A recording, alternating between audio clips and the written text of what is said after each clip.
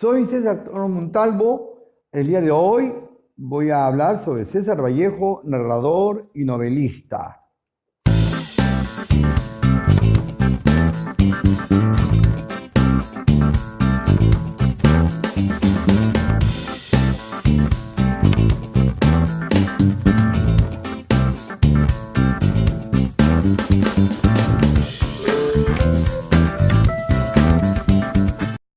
El universo narrativo de César Vallejo no es tan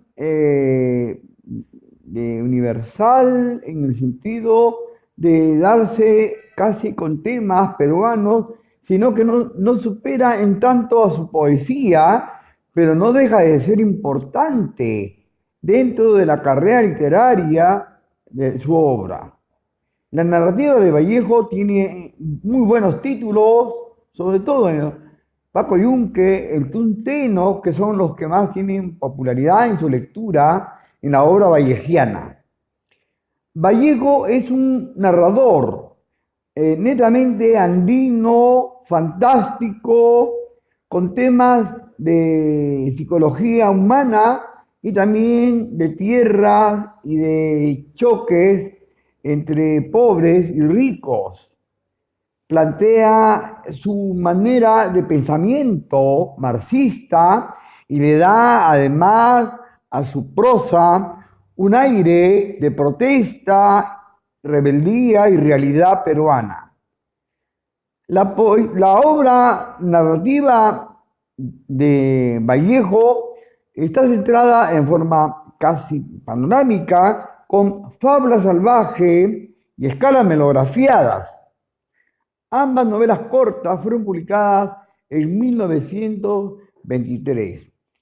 Fábula salvaje además constituye una novela psicológica de temas, sobre todo de celos y de locura del protagonista, y está ubicada en la zona del norte.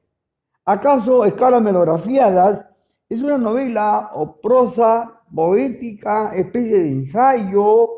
¿Acaso una mezcla de una prosa miscelánica, novela, cuento, en experimento? En fin, en ambas novelas cortas, Vallejo coincide además con su partida a Europa.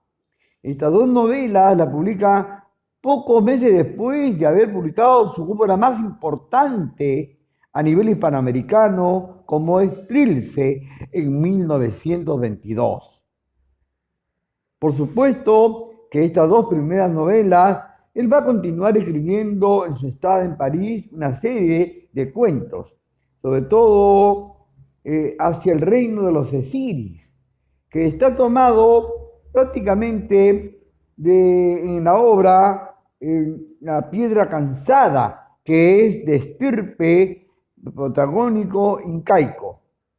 En El Tunteno, publicada en Madrid en 1931, es de corte de filiación socialista y revolucionario. Plantea el choque entre la explotación de mineros pobres y la compañía minera norteamericana. El Tunteno es una novela que representa la indianidad, pero también el mundo en que está sometido el indio en el trabajo de las minas. Los cuentos de la narrativa de prosa breve, El niño de Carrizo, Viaje alrededor del porvenir, Los 2 horas, Contra el secreto provisional y sobre todo Paco Yunque son las escasas piezas narrativas, pero de gran valor literario.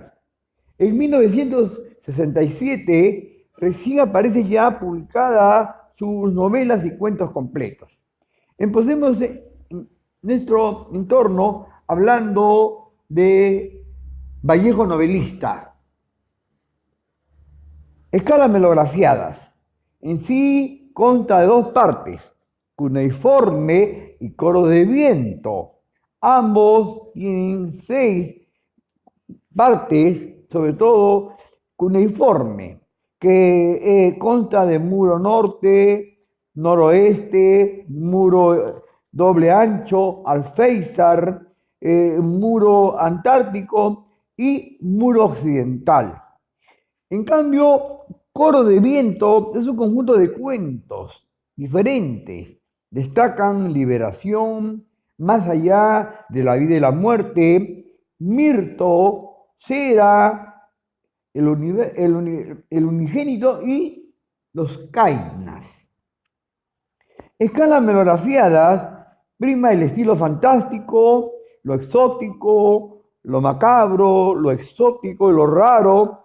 Hay una trascendencia en retomar el estilo de Frank Kafka y de Edgar Allan Poe, incluyendo a este gran escritor como es Horacio Quiroga.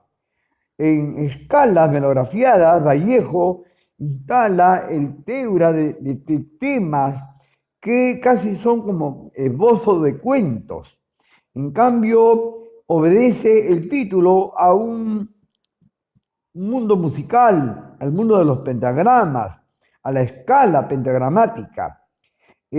Vallejo lo escribió en 7 o 13 días, estando en la cárcel en Trujillo, de tal modo que el universo carcelario está presente en escala melografiada. Claude Buffon, de gran crítico francés, descubrió hace mucho el original de esta obra y él publicó en una edición con el nombre de Escalas. En sí, hablaremos de las dos partes, cuneiforme y coro de viento. Cuneiformes es tomado del nombre del hueso cuneiforme o cuña o punta o clavo que utilizan los presos en las paredes para crear grafitos, palabras. De ahí el nombre de cuneiformes. Pero además, todo trata del mundo de las cárceles, que él ha vivido, por supuesto. El estilo que prima es el de vanguardia, una prosa muy singular de aquellos años, de años 20.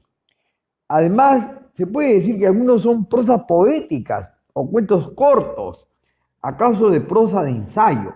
Por eso que cuneiforme son pequeños narraciones, siempre prima el estilo fantástico, la locura, la paranoia y también se inserta como protagonista Vallejo en múltiples casos.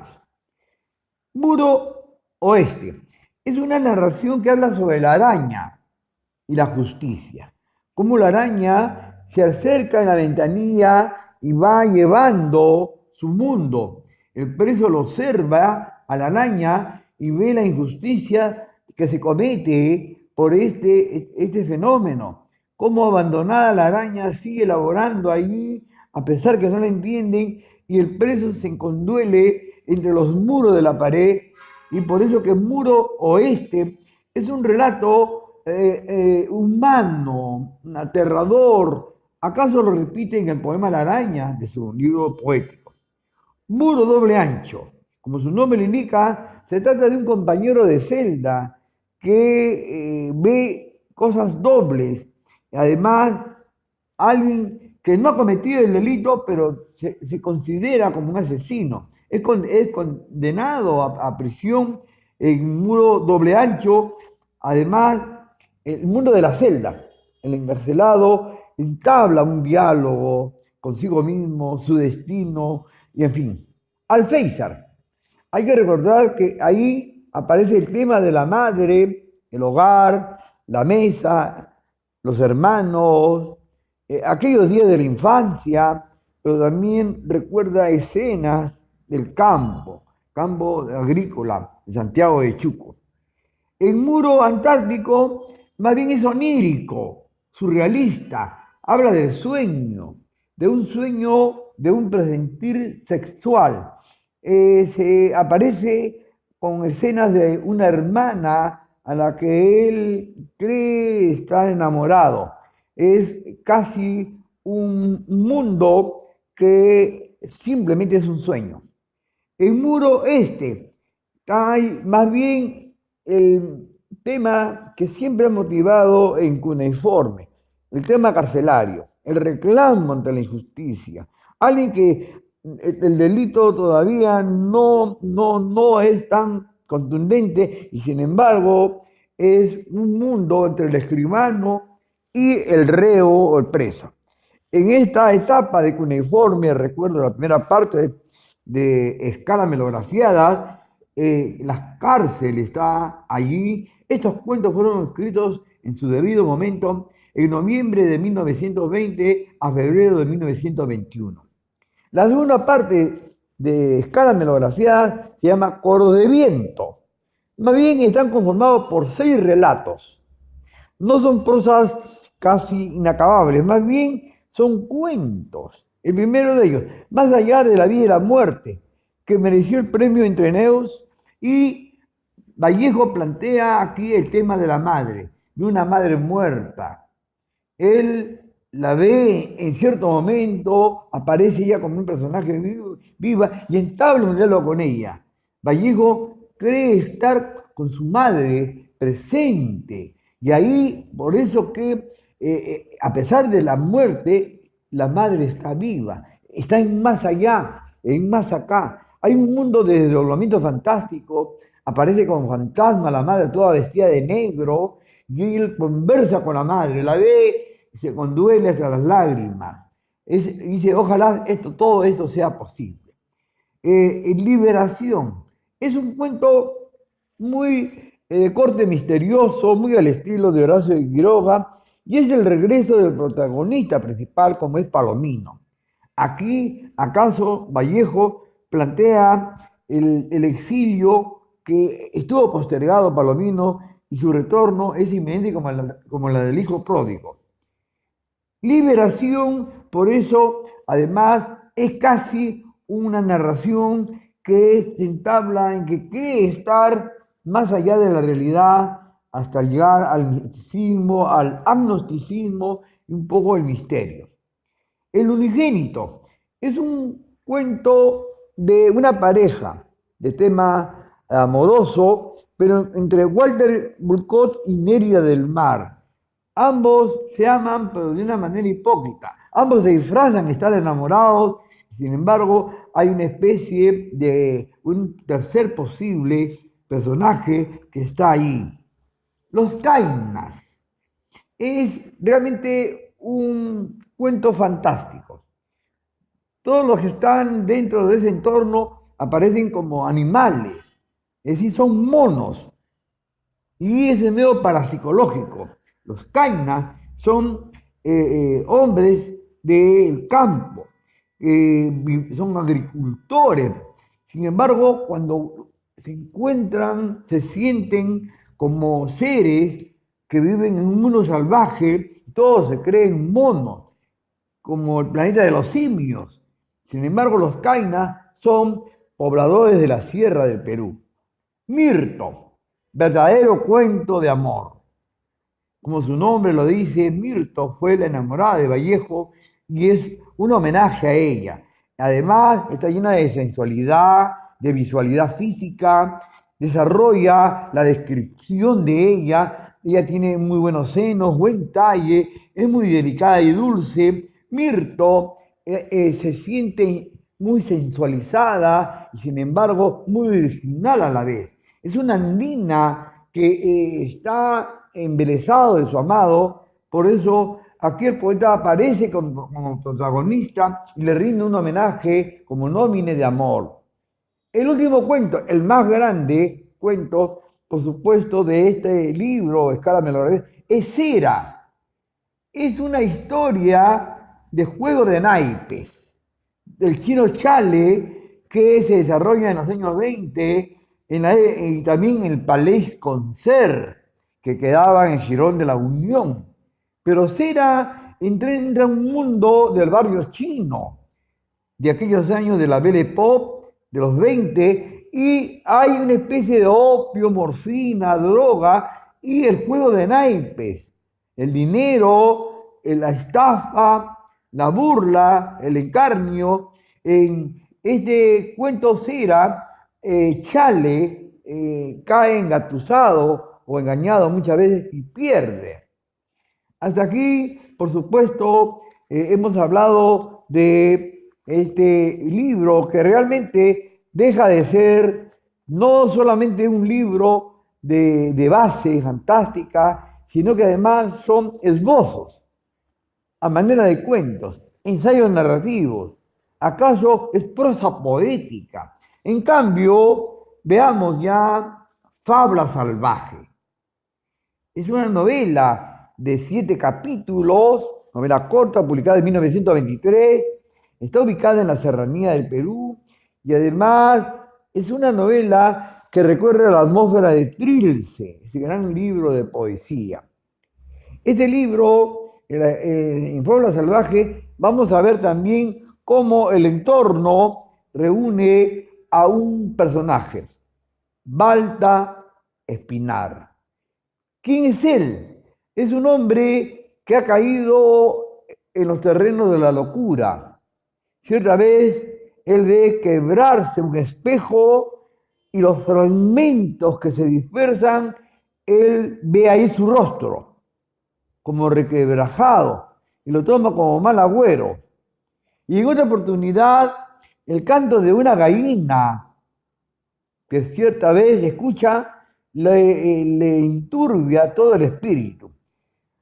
Balta es el protagonista principal de Fábula Salvaje y es una novela de vanguardia que ensaya además el estilo parapsicológico. Además está entablado con otro personaje importante como su esposa llamada Adelaida. En Fábula Salvaje vamos a ver cómo esta historia de ambos van a ocupar en forma paralela pero diferente. Balta vive un mundo de persecución psicológica. Cree encontrar, cuando ve en el espejo, al otro. Cree que Adelaida, su esposa, le engaña con ese otro. Y él vive atormentado del espejo, porque cada vez que mira ahí, cree que el otro está presente. Pero además, el canto de la gallina, que no se escuchaba, pues entonces lo estremece a Balta Espinar. El hecho es que, metido, arrebatado de celos, este mata a su esposa de una manera miserable. Ella está embarazada, pero fíjate cómo es el final. De todas maneras, el niño nace vivo. Baltasar, en un momento de desesperación, se sube a una montaña y cree que le ha tocado el hombro es el otro. Y cree y cae, resbala y se va al abismo y muere este protagonista. Así, esta novela es casi paranoica de un ser anormal que ha caído en locura y que Adelaida, en cambio, ella vive los días de locura de su marido y Balta es un esquizofrénico y de un onirismo realmente impresionante. Entramos ya en este recuento a hablar de la gran novela de Vallejo, El Tungsteno. Novela que en principio se llamó Código Civil. Se publicó en Madrid en 1931. Se cuenta que él logró escribir esta novela en Madrid, en una casita de alero, y habla de las minas de Quivilca, en Colca, en el Cusco. El Tungsteno, para algunos, que no es una novela panfletaria, más bien retrata el mundo de las minas, la Society Mini de Norteamérica, quien va a llevar indios del Colca para el trabajo realmente miserable de las minas.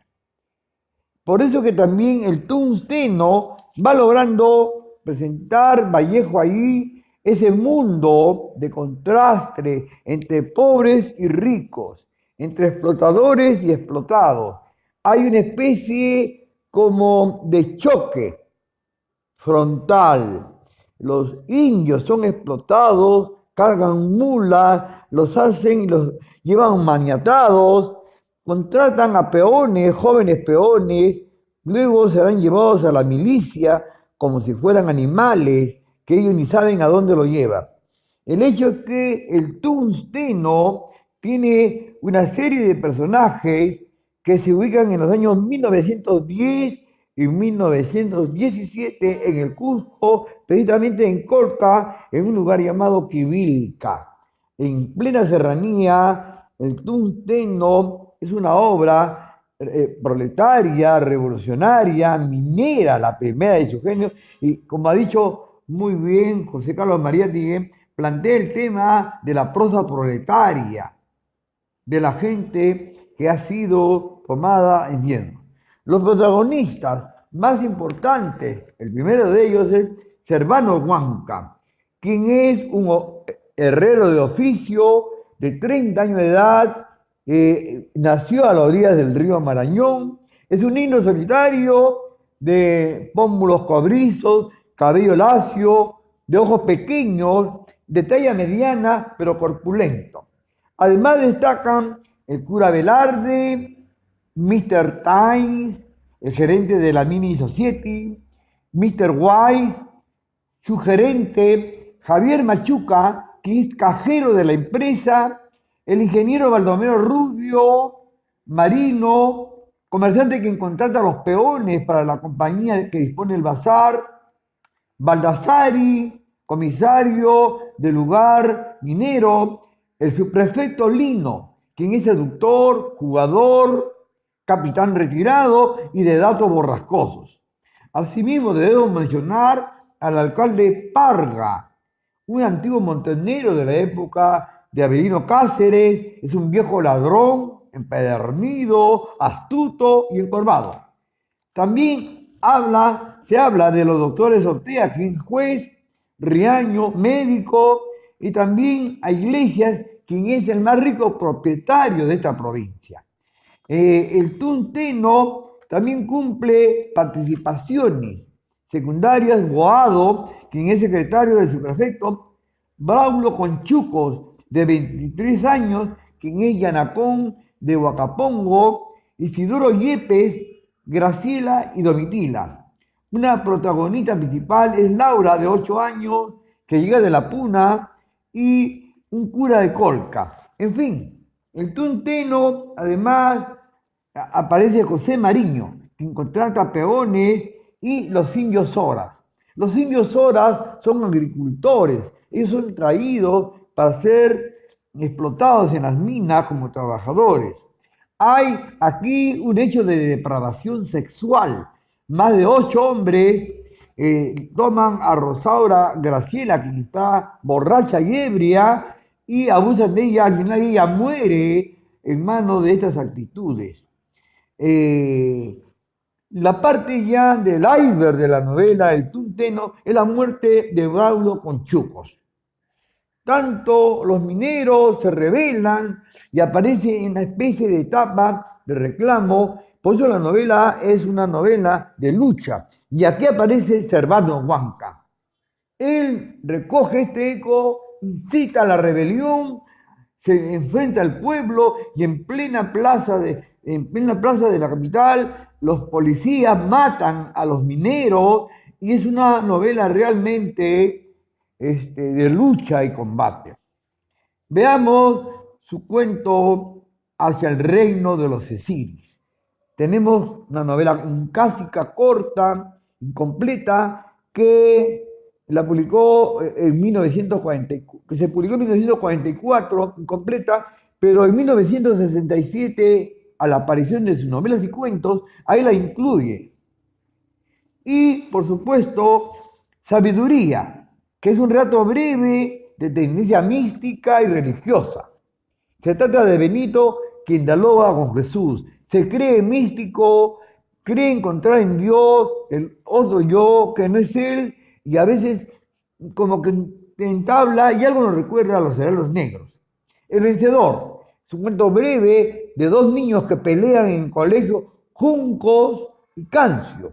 Los niños se arremolinan alrededor de ellos y la pelea está llena. Finalmente, Magistral, Demostración Pública, es un cuento de vanguardia en 7 secuencias, Aquí plantea el tema políglota y el cuento de vanguardia. Culminamos ya casi esta versión, por supuesto, con lo que están esperando, Paco Yunque.